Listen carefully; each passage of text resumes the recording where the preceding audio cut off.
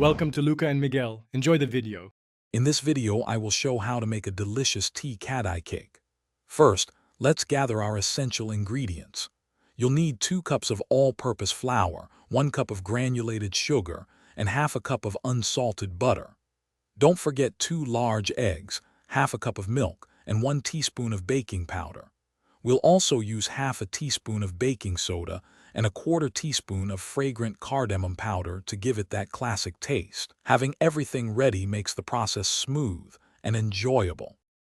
Now let's get to mixing our batter.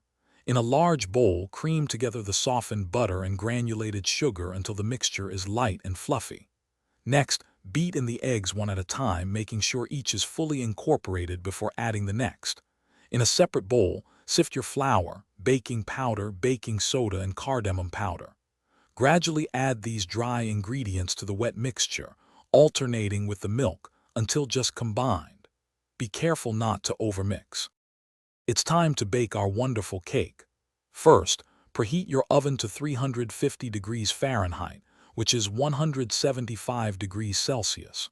Prepare a 9-inch round baking pan by greasing and lightly flouring it to prevent sticking. Carefully pour the prepared batter evenly into the pan, spreading it out smoothly.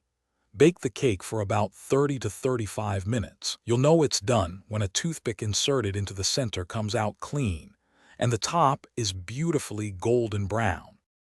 Once your tea Kadai cake is baked to perfection, let it cool in the pan for about 10 minutes. This helps it firm up before you move it. Then, carefully invert the cake onto a wire rack to cool completely. This step is crucial for a moist and tender crumb. Once cooled, slice it into generous portions. This delightful cake pairs wonderfully with a hot cup of tea or coffee, making it the perfect treat for any time of day.